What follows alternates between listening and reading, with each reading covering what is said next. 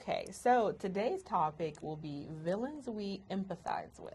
In honor of Halloween. Yes, because, and also, we just love villains. Villains are actually subjectively better than the heroes. They are. In everything. I feel like they're a lot more fun and interesting to really delve into than the heroes. Because the heroes, they follow the why formula. And how that they're doing something. Right. But to find out the villain's motivation, if there is one.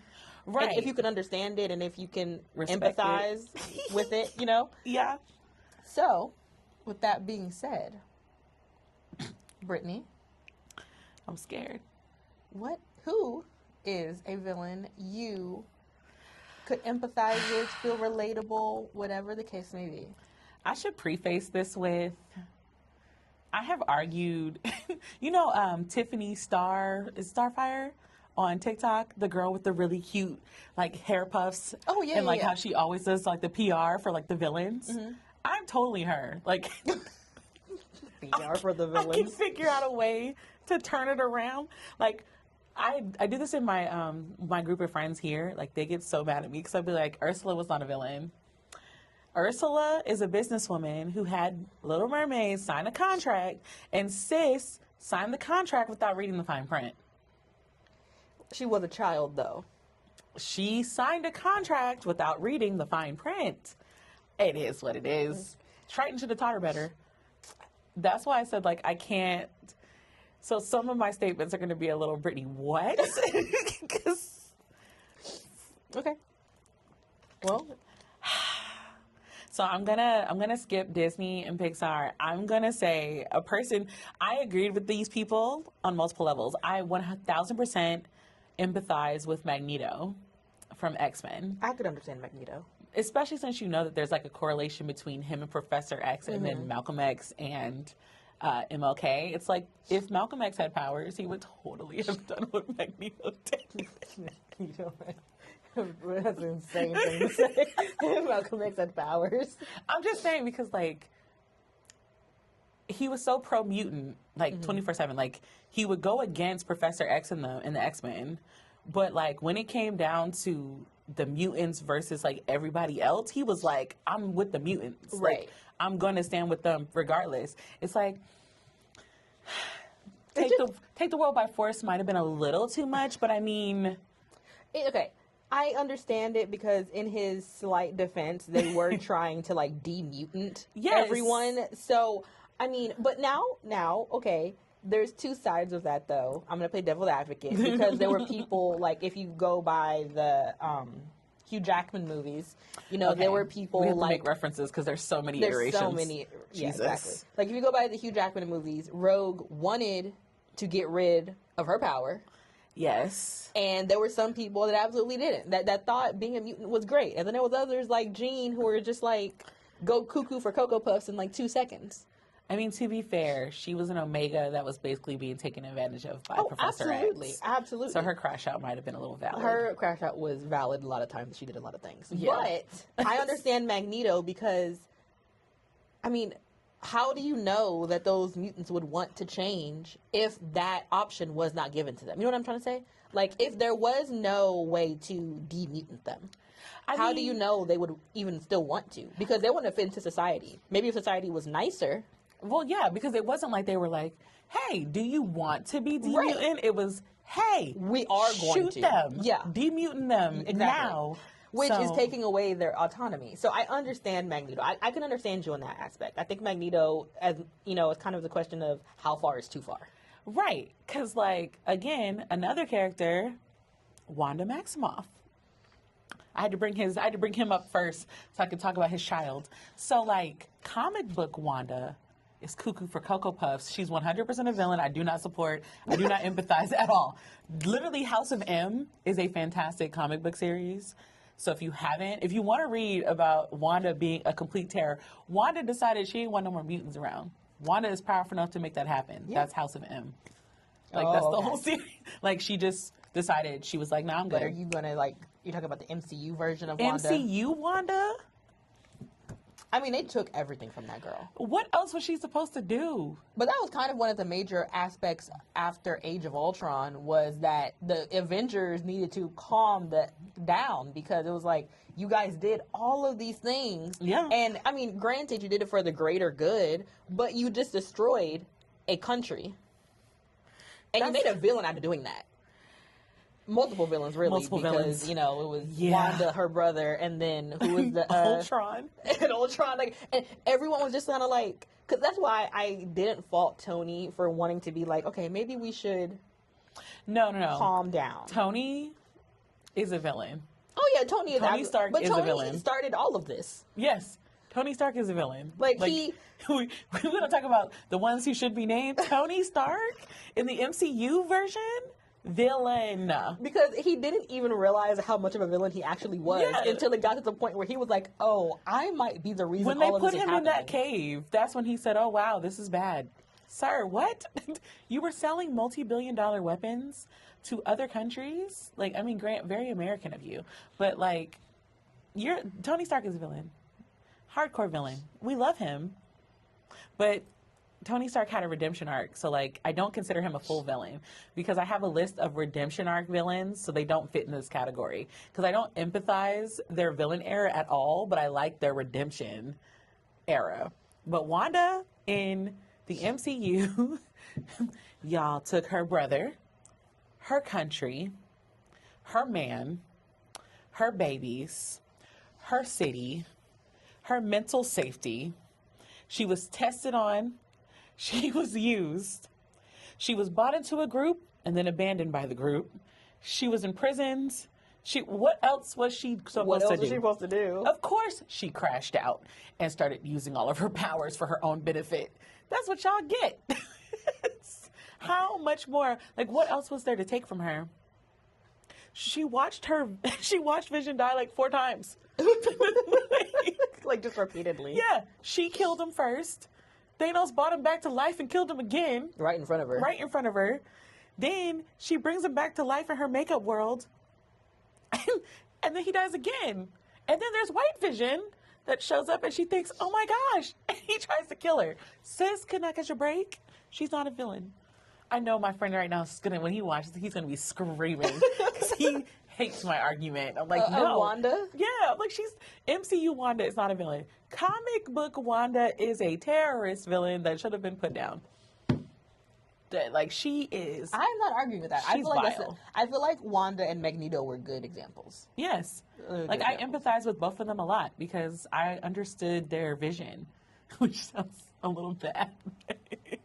Understanding the vision, I don't know how I agree with that. But I understand why they did what they did. Fair, fine. I warned y'all my motives for this is bad, so don't be... Okay. Name yours.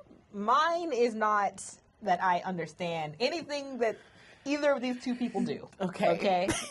At all. She said, I need to separate myself from her real quick. That is something we are going to disagree on. Fair. But I will say from Disney, Calypso from the Pirates of the Caribbean franchise. Which I say franchise, but she's only actually in like only referring 2. to the first 3. She's only in 2 of the movies. Yeah. But, what that I know of? Because I never watched anything past 4. I didn't even know there was anything past 4. There's 5. I know, you told me that last 1 time. through 3. I said, what? I think I watched 4, and I watched the ending of 5. But, so, okay, here's my thing. If you don't know the story about Davy Jones and Calypso, the short version is Calypso is a sea goddess, and Davy Jones falls in love with her, and she gives him this task of leading all the souls to the afterlife, and every 10 years they would meet on shore, and in her human form, and, you know, he would have a fun time. Yeah. Anyway. Yeah. He does his end of the deal. He shows up, and she does not. So his version of, oh, I feel you, woman, is I'm going to go get all the pirate lords and I'm going to have them gather and I'm going to tell them, you know what we should do? We should capture Calypso and bind her to her human form and rule the seas. A scorned man. So he does it. All the first Brethren court, that's how they got together, was to conceal Calypso, which they do, yep. Which leads to the events of the third movie. Yep. Where, you know, Barbossa's whole thing is, let's free Calypso so she'll help us, but then Will kind of ruins that because he's because Will thought that if he would have told her, they would have helped, but it was just kind of like, oh, so you guys suck, and Davy Jones betrayed me. Okay, here's my thing, and this is why I say Calypso was justified in not helping anybody. I'm totally for this. Okay, keep in mind, Calypso did not turn him into a mutant. Oh yeah, that's right. She didn't. But, you know, she didn't turn him into that. After he binded her, he decided to ignore what he was supposed to do, and instead was not leading people to the afterlife. He was turning people into slaves of the ship. Yep. And once you were part of the ship, you would, you know, get all these scales, and you would become like this fish mutant thing. That is why he became that, not because of her. He just wasn't doing his job. He did it because his heart was broken. And then he put his heart in the chest, which. Outrageous. That is the most man response. Like his idea of, but I still love her. I'm gonna cut out my heart, put it in the chest, put it on an island, and keep the key with me on the boat when I go. And I'm not even trying to be funny here, but like their chests were made of wood. I didn't need a key. Well, every time I think it had to have been made of something else because they could not open it. Well, that's right. But yeah, the first time I thought about it, I'm like, they act like they had real serious material back then. Well, it was serious enough for them to could have cracked that open in some fire. And then, you know, I think, especially for Davy Jones and Calypso, I understand Davy Jones being hurt. I get that. I totally get it. I think it's valid. I think he had a valid crash out. His response the response of the crash out was crazy. Like, his version of, because then he spends, like, a billion years later talking about how much he loves her. And right, that's right. He does have like that whole like. He even visits her in her imprisonment, and she like turns him human for a second because she realizes that, you know, he over the years haven't been doing what he's supposed to do. Yeah, and it's just kind of like, but you didn't have to do all that. You could have just asked her why. Why couldn't you have like seeked her, called her? Maybe because she's a sea goddess, she just couldn't go on shore that day. I feel like that, like, I don't know. It was just such a very... But also falling in love with a sea goddess, I just feel like your first inclination should have been, she can't come to the land every time I want her to. I mean, there's a couple instances of men falling in love with goddesses and, like, death, and then doing the most outrageous things in their name. So touche, but I feel like Calypso was warranted in making that giant whirlpool to send them all. No, Calypso, like, okay, girl, like you stood a guy up for a date. There's no reason that should have turned into imprisonment. Imprisonment is crazy. And banishment of your powers. Do you know how diabolical you have to be to not? I'm going to go like cuss her out. I'm going to go convene with this court to magically bind her to this body for a number of years. Essentially, forever. It was just a date. Like, okay, yeah, you waited 10 years. I'm not waiting 10 years for nobody. Because he's semi-immortal. Like, not technically immortal, but he's semi-immortal. So but he has to live. 10 years isn't really, like, a lot in that sense. No. And then he had a job to do for those 10 years. So it's like you were continuously doing stuff. And over the years of him trapping Calypso, he became this brutal, horrible person. Right. And it showed on his face. All this because she ghosted you once. One time. She ghosted you once, and you literally turned the entire season to something different. And keep in mind, he's the one who wanted to live forever. He wanted to be able to live long. The only way for him to live long was to, like, bring souls over to the afterlife. But instead of bringing souls over to the afterlife, he was, like, sinking ships and taking all the souls. And that's why he got shanked by Will in the end. Yeah. I mean, kind of Will. Will was incapacitated, but yeah. Which still will never make sense to me, but I let that plot hole go. I still have no idea how, like, it wasn't just Jack, because Jack was the one who was, like, mind-wise, the one who was cognitively doing it. Right. Will was passed the hell out. I was like, that is a plot hole. Like, I don't get it. Like, can y'all explain that to me? I don't even want it explained. I want it erased because that's such a blatant plot hole. Like, okay, what they should have done was had Will a little alive and have Jack help him do it while Will was alive, so Will could be able to make the choice to do it. Right. But Jack was technically the one to stab the heart. Like, he was dead. Like, Will was basically dead. He was basically dead at that point. Like, you know they're rebooting it. No, I with Margot Robbie. There's actually 2 sections of it. There's a reboot coming out with Margot Robbie that they're trying to do, and then there is a continuation after 5. But Keira Knightley doesn't understand why they're asking her to come back because they wrapped up Will and Elizabeth at the end of 5. Orlando Bloom said he would only come back if it made sense, and Johnny Depp has beef with Disney, so Johnny Depp has every right to have beef with Disney. He has every right to have beef with Disney. He does. Because they kicked him off before anything. They kicked him off before anything really happened. But regardless of that, he said that he softened up a little bit recently, and he said that if it made sense and didn't, sound stupid, that he would come back for it. But there is a reboot happening. I will not be watching it. I'm sorry. The moment you said Margot Robbie, I'm sorry. I don't have any issues with her. I don't understand. Disney is doing that thing that they always do every 20 years or so, where they have no new material, so they'll start rebooting and making unnecessary movies. And I said, remember, the last time we had a Disney Renaissance was when they were doing all of the Disney princess movies, and then the makers of the movies were getting annoyed that they couldn't put out their original ideas because Disney was just money grabbing, and that's how we got Shrek and Prince of Egypt. That's how we got DreamWorks. Who asked for another Pirates of the Caribbean? For a moment, but kind of correlated. Oh, that was. Okay. Because I was about to go on a major tangent about the Renaissance period. I'm like, roll that back. We can have a Renaissance episode. We'll talk about that one day, because we have to spend a whole episode one day talking about just the Pixar theory in general. Oh, yeah. It's going to be that's going to be long. We might have to do multiple parts on that one, because that's long. Another one that I empathize with, we're going anime here. So for those who don't know, there's an anime called Demon Slayer. The title is pretty much what happens here. It's focused on a boy who his entire family was murdered by demons, and one of his sisters was turned into a demon. And so his entire mission in this anime is to avenge his family and kill Muzan. And Muzan is the head demon in charge. And he Michael has Jackson demon. Michael Jackson demon. If you've seen it, you know. He has his own little army of demons, obviously, but he has his top 6. Well, actually, he had a lot more than that, but we're focusing on the top 6. Number 3, his name was Akaza. Now, this is a spoiler. I'm going to put spoiler at the bottom of the screen for spoiler for the Demon Slayer movie. So if you don't want spoilers, just skip this whole section. There are chapters down below that you can click on. But yeah, so you don't care that I spoiled this because I know you're watching anyway.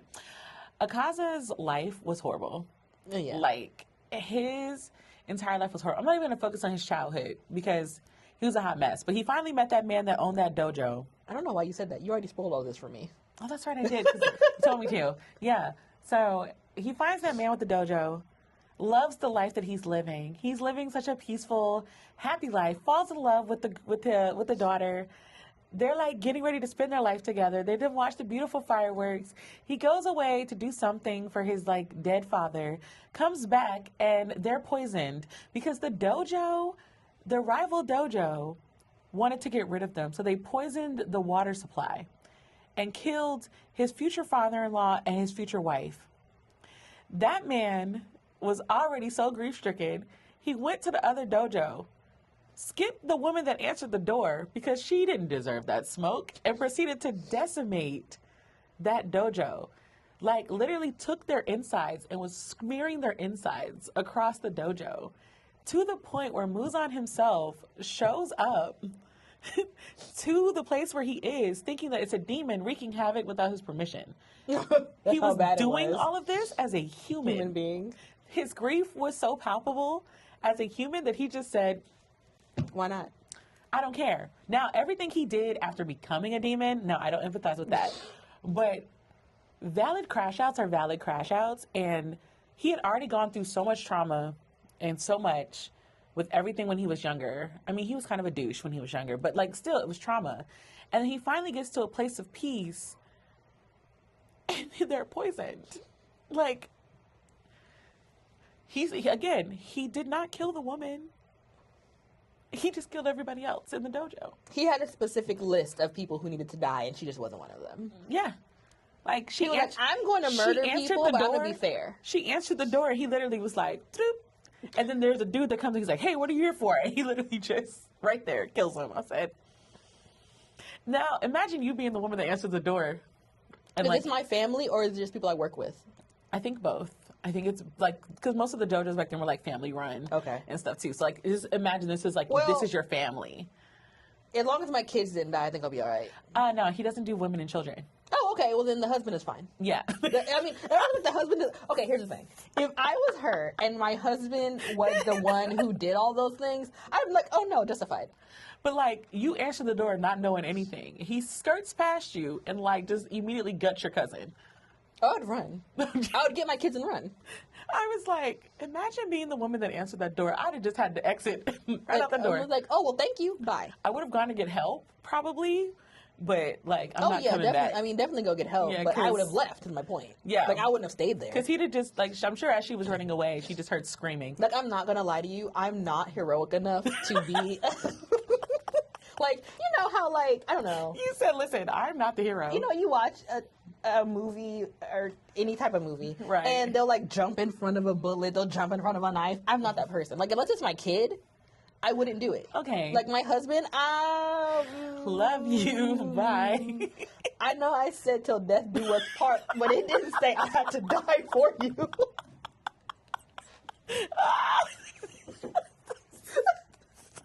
Listen, I'm gonna keep it a buck. I'm not that person. I'm not a hero. I'm not heroic. I am a coward. I have in the past been heroic, and I quickly learned that benefits me none. Heroic for a man? No. For what reason? I helped a roommate out once. I remember that story. Yeah, Okay, yeah. I'm never gonna I'm not jumping in front of nothing, never mind. If it's my kid or my nieces and nephews, absolutely. But if it's my husband and I know he did something, why should I have to die for your stupidity? Like, I could see myself riding insanely hard for, like, my mama or, like, my parents when they're, like, older or something. Because my daddy can... I feel like my mom and dad can hold their own right now, so I really wouldn't have to jump in. But, like... Or my siblings. I might for my siblings. It depends on the day. I know my siblings, so it kind of depends on what they've done. You were like as long as they didn't, like hurt anybody physically. You're going to need to be like, pause. What did you do? What did you do? It's like, before I open this door or close this door or fight them, what did you do? Everybody has one sibling where you have to go, what did you do? You know how, like, in movies, sometimes it'll be like one of their siblings is, like, going around murdering people? There's always one that's, like, the A1 sibling that's always off the wall. Yeah, and it's, like, the sibling will be, like, murder or rape people, and then it's, like, the other sibling's trying to, like, justify. I'm like, no, he needs to go to prison. He needs to die now. Because he's not going to solve. So no, I don't think I would have felt that bad about open. Because I mean, if you just open the door and you don't think nothing of it, I just work at a dojo. I'm opening the door. Right. Somebody's gonna come in. Right. And someone did come in. They just came in and killed everybody. Everyone. Not my fault. Shouldn't have poisoned the water supply. Everyone. So I get that. Pre-demon Akaza, I get that. Again, I had to say pre-demon. Because after becoming a demon, no. He did all that for fun. Like, he was just enjoying himself. He was just trying to be number one. Yeah. That was it. Which I don't see why. Being number one seems miserable. Like, being Musan does not seem fun. Being a demon at all doesn't seem fun, to be honest. No, but if I had to be one, I had no choice, then I definitely don't want to be the number one. Well, yeah, because I feel like they're always coming for my neck. They're always coming for you? It's the same scenario. Like, if I'm going to be in these worlds, I want to be inconspicuous. I don't want to be a lowly any importance. demon, a lowly god. Like, let me live my life in absolute mediocrity. Yeah. I got powers. Boom. Squirrel moment. Oh, my God, yeah. Okay. So, my turn again, I guess. Yes. I'm trying to think which one of these should I do, because I love them both. And I will stand by that I can understand and empathize with both of them. Okay. One a little bit more than the other. So my two that I still have are Goob, Mikey Goobian from Meet the Robinsons, and Hades from Hercules. Hades is 1,000% a villain. Hades is a villain. But, no, okay, here's the thing. Hades is a villain when it comes to Hercules. Yes. Hades is not a villain when it comes to Poseidon and Zeus. Okay, fair. Like, is he a villain for doing things to people who did nothing to him? Absolutely. 1000%. But is he a villain for wanting to get back at Zeus and Poseidon? No, because they screwed him over. They screwed him over. They did. However, I'm going to push Hades to the side because he's a super villain. I was like, in the movie Hercules, he tried to murder a baby. Well, you know. In a movie, he tried to murder a baby. He tried to murder a baby. Which, I mean, in Greek mythology world, that's really not that big of a deal. Yes, but in Disney's version of Greek mythology, it's a big deal. Yeah. So I'm going to say Mikey Gubian, totally justified for everything he did. Wrong. Now, granted. I disagree 100%. Granted. I think there needs to be some specifics we lay out here. Okay, lay them out, because right now I'm not agreeing. I could understand how being in a kid mind, how that baseball game had meant so much to him, and it going sideways ruined his day. And even, like, going into the future, I could understand that. What I don't understand is how that ended up with, like, let's murder an 11-year-old. That's you know what I'm saying. I don't understand where you're going with this, but keep going. But you also have to understand that, though, Mikey Gubian was still kind of a child by the time he becomes an adult. He never really grows up. He ends up staying in that orphanage until he ages out. And when he ages out, he's all alone. And he gets to hear every day on the radio how the annoying roommate he had. He could have cut the radio off at any time. Oh, absolutely. And also, remember, in the flashback, he wasn't as alone as he thought he was. That's our favorite scene where it's just like, they all hated me. Hey, Goob! Want to come to my house Saturday? Hey, Goob! Like, okay, but that's literally my point, though. He was in Deluluville from, 8 years old. But that's my point. He is a child. And you can't expect a child to have the mindset of two 30-something-year-olds. Like, that's not the same. It's fair. Then he became... Look at... Okay, you have to think about it, though. You better argue this, because right now I'm still saying... Okay, wait, I'm arguing about a human baby. You were arguing a murderous demon. I mean, he wasn't a demon when I was talking about what he did. He was a human. I said pre-demon Akaza. See? And he was still a murderer. I mean, yeah, but, they murdered first. But, yeah, they murdered first. What I'm trying to say is that he had to... What am I trying to say? Oh. I don't know. My train of thought, we started laughing. I lost my train of thought. Goob was a little bit childish in the mind. Yeah, okay. There we go. But he never got the chance to grow up like his counterparts did. That is true. If you think about it as a child. Like, if you're that young and something that to us isn't that big of a deal happens, and you can move on from. But to a kid, it isn't some little thing. And he's already an orphan. Yes. He's an orphan. He has an annoying roommate who stays up all night and doesn't give a shit about anybody else, and does whatever he wants. Facts. Then the one thing he does want is to win this game. He doesn't even have to be the star of the game. He just wants to win. He just wants to win the game for his team. Then he gets his ass beat. I'm sorry. He got his butt whooped. We'll be blanking words out on this one. He got his butt whooped. I dropped my ring. And then proceeds to find out, not only did his roommate win the science fair, he's getting adopted by a genius and his wife, who's also a genius. Yes. Gets to have this huge family and create the world they will live in from now on. And that wouldn't make you a supervillain? He began to fester off of that for 30 years. Okay, but let's keep it a buck. For 30 years. Okay, but let's keep it a buck. His version of fester was egging the house.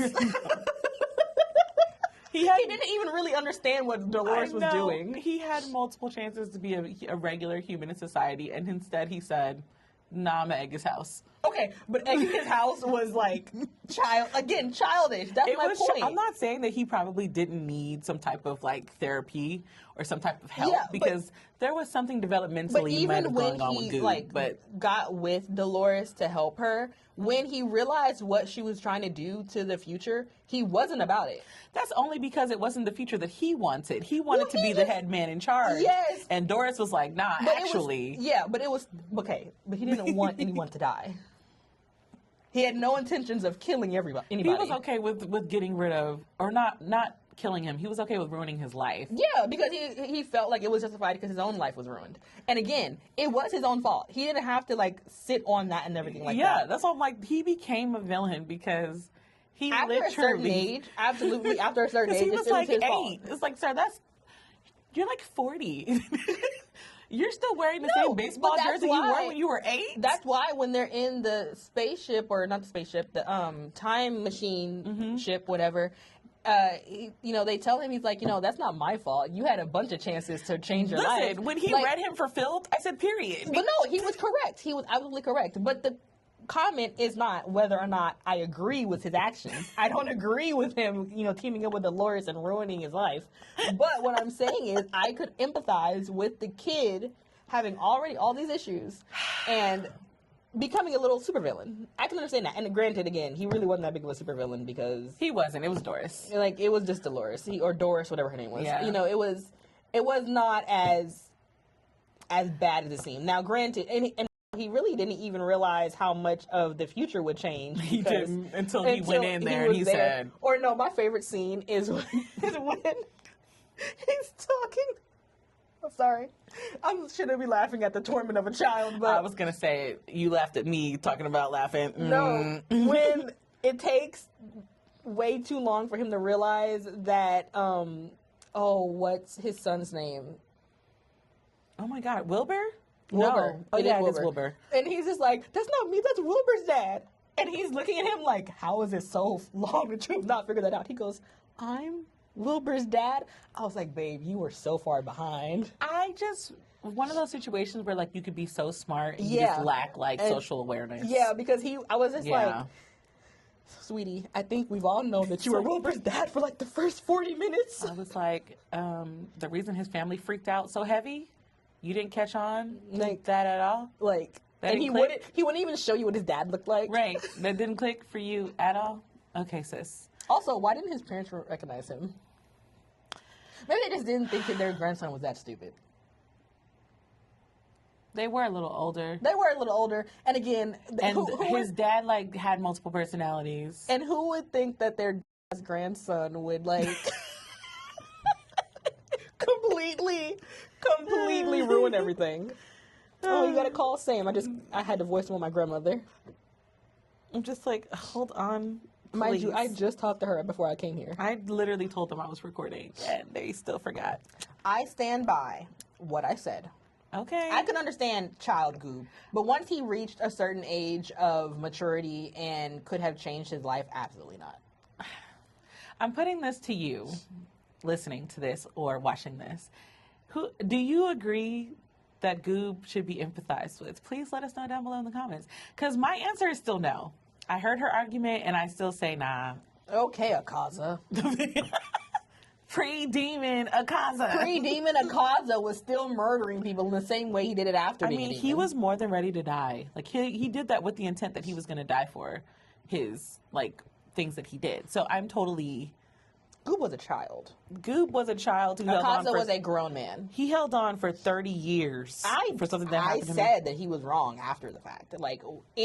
Everything after he, his life was fine. I'm not arguing that. His life was completely fine after it, but he did get his butt whooped behind all that. So I just feel like, you know what? Justified up until he turned 18, then I'm just like, okay. Yes, okay, fine. I will accept those terms. But that's what I said initially. I said up until he became an adult. Then it was kind of I would understand if his thing was, you know what? I'm going to move on from this, but screw you until the day you die. Now, have smoke for him your whole life, fine. Mm-hmm. But literally don't ruin the future because your feelings, come on. No, he was absolutely not justified for that. Right. So, okay, fine. I agree with that. I think that's all my villains for today. Yeah. Me too. Yeah. So our question to you is, we're not saying villains with a redemption arc. We're saying villains who you empathize with. Those are two different categories. We're not talking about Zuko. We're talking about, Maleficent. Those are the kind of things we're talking about. So leave us a comment down below who your villains that you empathize with. And let's just take a short break.